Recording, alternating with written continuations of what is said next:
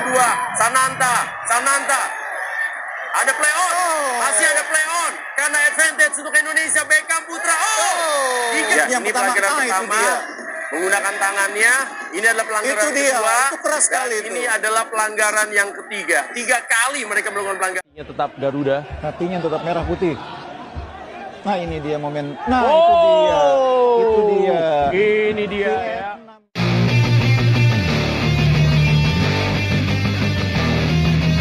Tiga keuntungan jika Indonesia keluar dari AFF dan bergabung bersama EAFF. Timnas Indonesia memang kerap kali dicurangi wasit kala ingin bertanding dengan tim lawan. Hitungannya di agenda AFF U23 kemarin, Indonesia mendapatkan perlakuan yang tidak adil oleh sang pengadil lapangan. Banyak keputusan wasit yang merugikan Timnas Indonesia, mulai dari pelanggaran keras yang harusnya mendapatkan kartu kuning, sampai ke posisi pemain yang tidak offside malah dibilang offside. Terakhir, adalah momen saat pemain Timnas Indonesia Haikal Al-Hafiz sengaja disikut oleh pemain Vietnam Nguyen Hong Phúc, pada laga final kemarin. Dalam tangkapan kamera itu terlihat jelas kalau bola sudah lewat, namun Nguyen Hong Phúc sengaja melayangkan sikut ke kepala Haikal. Mirisnya, insiden itu tidak dinotis sama sekali oleh wasit. Melihat Haikal yang saat itu masih terjatuh dan mengalami kesakitan, wasit pun tidak meniup peluit pelanggaran dan menghentikan laga. Selain itu, masih banyak pelanggaran keras yang dilakukan oleh para pemain Vietnam, yang seharusnya layak mendapatkan kartu kuning namun anehnya kadang itu sama sekali tidak dianggap pelanggaran oleh wasit. Dengan adanya serangkaian keanehan tersebut, banyak sekali langkah yang dipertimbangkan oleh PSSI dan masukan dari pecinta Timnas Indonesia untuk segera keluar dari AFF saja. Selain ada polemik dalam pemanggilan Timnas kemarin, yang dianggap tidak merupakan kalender FIFA. Langkah keluar dari AFF dinilai banyak netizen sebagai langkah yang sangat tepat untuk perkembangan sepak bola Indonesia. Begitu juga dengan Presiden klub Madura United, juga menyarankan hal yang sama. Jika Federasi AFF tidak segera mengusut kejadian tersebut, maka sebaiknya Indonesia tidak perlu lagi ikut turnamen kelompok umur tersebut. Lantas apa saja keuntungan jika Indonesia keluar dari AFF dan bergabung bersama EAFF?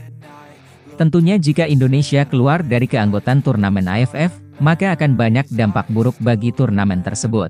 Mulai dari turunnya antusias dalam perhelatan tersebut, lalu turunnya rating siaran, dan berkurangnya minat sponsor dalam ajang 2 tahunan tersebut. Tidak bisa dipungkiri kalau impact dari Indonesia sangat besar dalam perhelatan akbar tersebut, karena Indonesia sendiri adalah mayoritas pecinta bola. Jadi apapun laganya, dan ajang apapun itu pasti jadi sorotan bagi banyak orang. Selain itu, kekuatan tim juga akan berkurang, seperti yang kita tahu kalau poros kekuatan ASEAN sekarang berada di 4 negara ASEAN yang sedang on fire.